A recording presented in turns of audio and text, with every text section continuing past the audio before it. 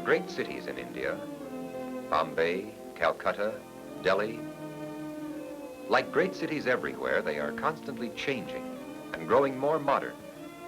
Each day sees less difference between a city in America and Europe or in India.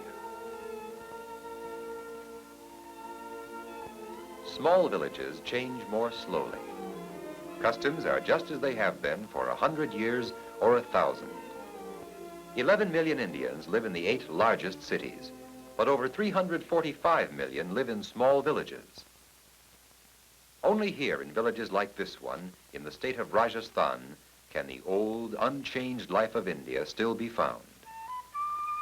Farmers rise early to do as much as they can in the morning's cool hours. First, the elders, men respected by the village for their wisdom and piety, go to their temple to pray. The Hindu way of life is pervaded by deep religious devotion, but there is a wide variety of belief in Hinduism. Anyone is free to follow any ritual, for there are no absolute doctrines. The Hindu way of life is based on villages such as this one, the pivot of Indian society. These people have little contact with the outside world. They grow their own food, depending on one another. Village farmers offer up their prayers, asking blessings on the day's work before going to the fields. Praying for enough sun, enough rain, and not too much of either.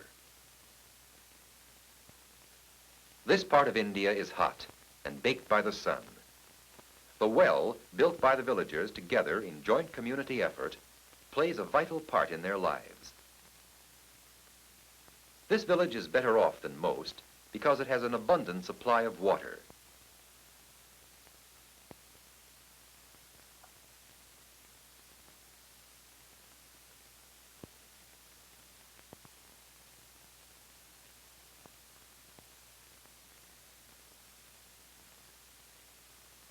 We take water for granted, but here it is as important as life itself. Where one dry year can mean starvation, enough water means food to eat, and perhaps a little time spent away from the back-breaking work of growing food from the arid land. In any farm community, there is the problem of keeping busy during the season when there is no work to be done in the field. Out of his knowledge of his people's needs, the great Indian leader, Mahatma Gandhi, popularized the use of the spinning wheel. Children work too. They are given the simpler jobs.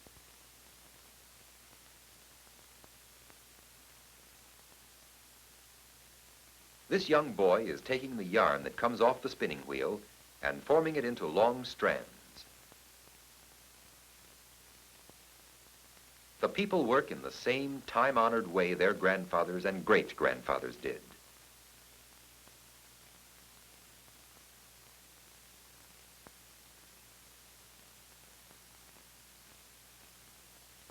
This primitive method of blocking patterns on cloth is very much the same as that used 1,000 years ago.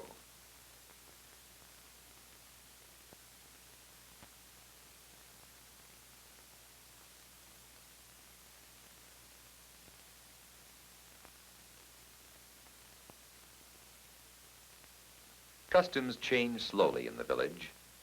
Many are deep-rooted in the past. The lives of the villagers are restricted in many ways. Rama and his wife follow the beliefs of their village, even when they may appear unreasonable to the outsider.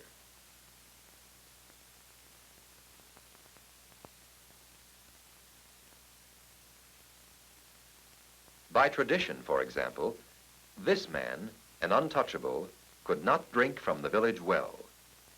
Discrimination against untouchables has been abolished by law, and old customs are changing in the village, though changing slowly. Rama and his wife are dressed in their best clothes, about to leave for an important celebration. They are Brahmins, originally a class of priests or holy men.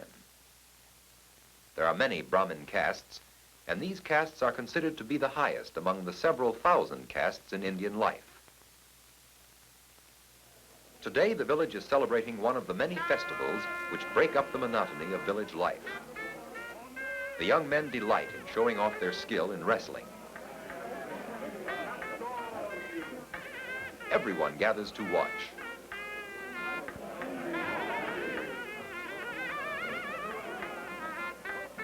The match over, 2 new boys volunteer.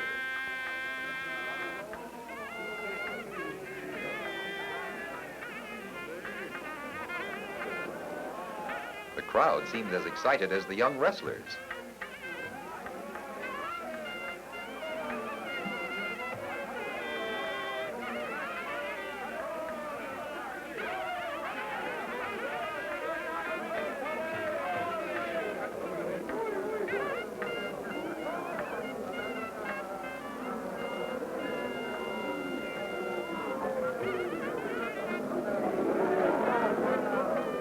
The village's amusements and entertainment are what they provide for themselves.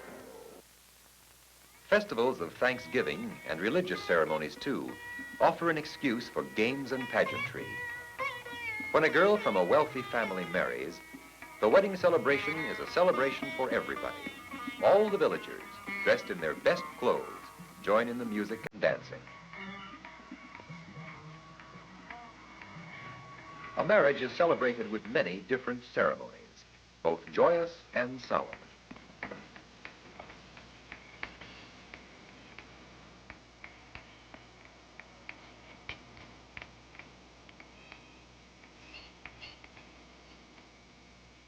The mother-in-law places a mark of red powder, called a kumkum, on the bride's forehead, which identifies her as a married woman.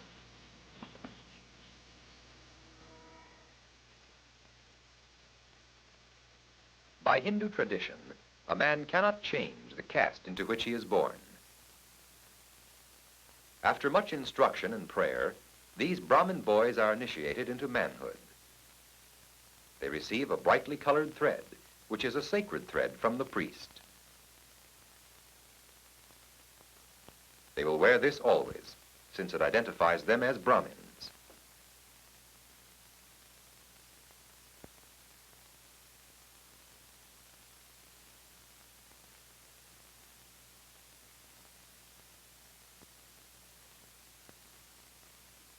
The special customs and traditions sacred to Brahmins are whispered in their ears for the first time.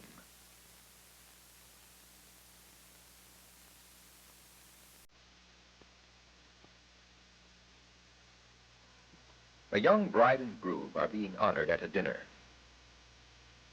In small villages, even a poor man may go into debt in order to have an impressive wedding.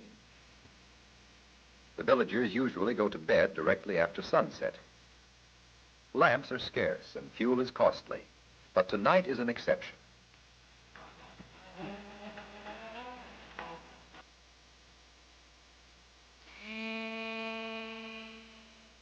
Suddenly, tragedy occurs. A cry of fire is heard.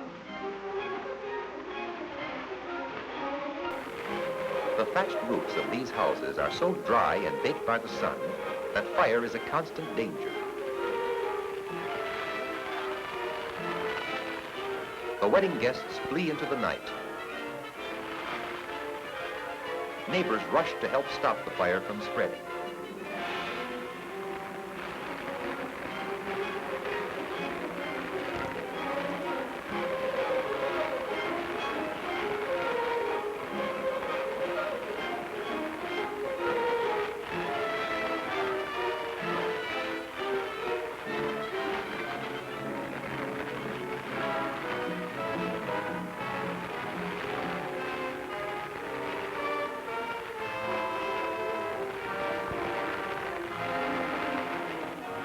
There is no equipment available to fight the fire. The men try to beat the flames out, but it has spread too quickly. The village has been destroyed.